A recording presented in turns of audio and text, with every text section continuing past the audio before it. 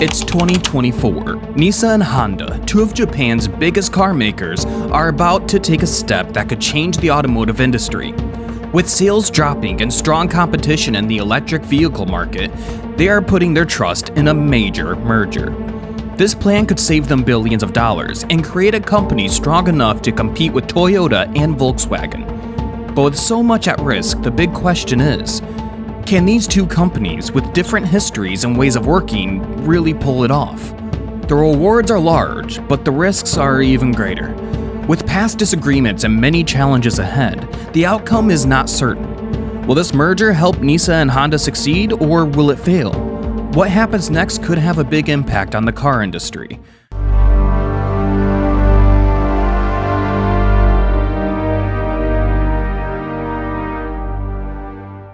Before we talk about Nissan and Honda coming together, let's talk about how they started. Well, I guess you already know that they were both founded by the Japanese. Yes, you can't afford to leave them out when it comes to cars. What should we start with?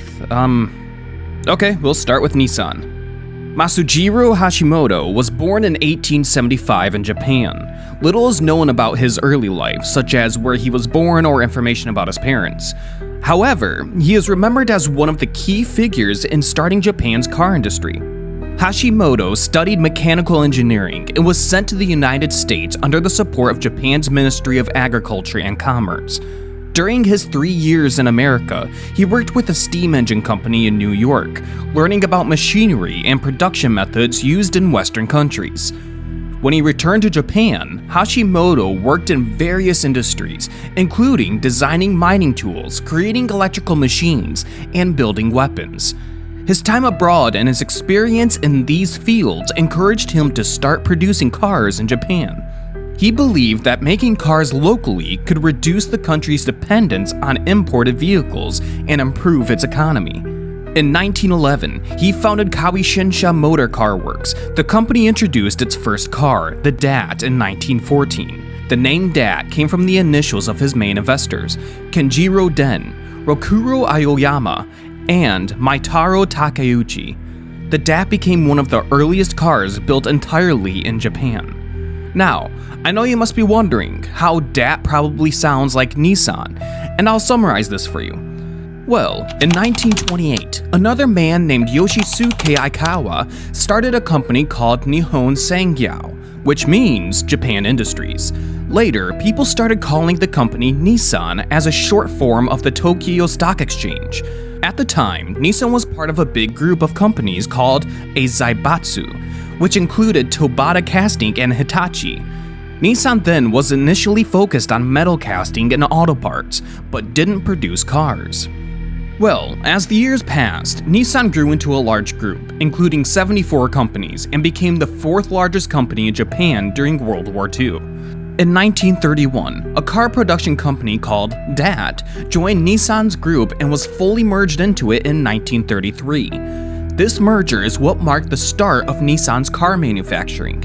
In its early years, Nissan faced a lot of struggles. During World War II, the company produced vehicles for the military. But after the war, restrictions were placed on it, limiting its activities. These restrictions slowed down its progress. Additionally, Nissan had major internal disagreements with its workers. In the 1950s, conflicts with labor unions led to the firing of many employees, which created tension and made growth harder. In the 2000s, Nissan faced new problems. Carlos Ghosn, who became CEO in 1999, introduced strict cost-saving measures to rescue the company from financial issues. While these steps brought some success, many people criticized Ghosn for focusing too much on cutting costs instead of improving cars or investing in cleaner technologies. The partnership with Renault, also led by Ghosn, caused friction between the Japanese and French teams due to cultural differences. Critics also called the alliance too secretive. In 2016, Nissan was accused of cheating emissions tests in South Korea, which hurts its reputation. In most recent times, Nissan has faced even bigger challenges. In 2018, Carlos Ghosn was arrested in Japan for fraud and misusing company funds. This event shocked the industry and exposed leadership problems at Nissan. Ghosn's dramatic escape to Lebanon in 2019 left the company in deeper trouble. Safety concerns also arose when airbags in some Nissan Rogue cars reportedly deployed without reason, leading to an investigation in 2024. This raised concerns about Nissan's quality control. Nissan has also been tipped to possibly go bankrupt in 2026. Well, on the Honda hand, Honda was born on November 17, 1906, in Komyo Village, which is now part of Tenryu City in Shizuoka Prefecture, Japan. His father, Gihei Honda, worked as a blacksmith, while his mother, Mika Honda, was a weaver. Growing up in a small village, Honda spent much of his childhood helping his father repair bicycles. This sparked his curiosity about how machines worked and inspired his interest in mechanics. Honda left school when he was just 15 years old and moved to Tokyo to work at a car repair shop as an apprentice. Over 6 years, he gained practical experience repairing engines and learning how some machines were built. So, this experience prepared him to start his own company. In 1948, Honda established the Honda Motor Company, focusing on producing high-quality motorcycles and later, cars. The company quickly became one of the leading manufacturers in the industry due to Honda's dedication and hands-on approach. Honda's legacy as a pioneer in the automotive field remains strong, and his contributions continue to be celebrated as examples of success through efforts and creativity. Honda faced many challenges in its early years. One of its first motorcycles, the Model D or Dream, had quality problems that nearly damaged the company's name, as most of the Model D cycles got involved in road accidents for their owners.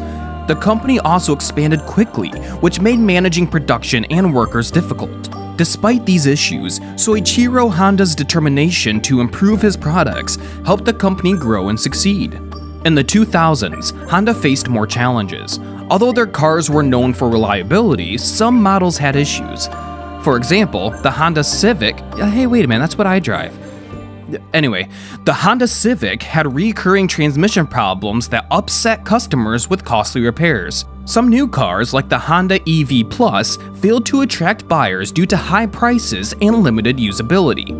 Even the first Honda Insight, an early hybrid car, struggled because of its small size and odd design. In motorsports, Honda invested heavily in Formula One, but didn't achieve much success, leading them to withdraw from the sport in 2008. Recently, Honda has faced more criticism and challenges. In 2024, around 1.4 million Honda cars were investigated in the US due to engine problems after earlier recalls. This is making me very concerned for my own vehicle, I'm just saying. This made people question whether Honda was properly checking its vehicles.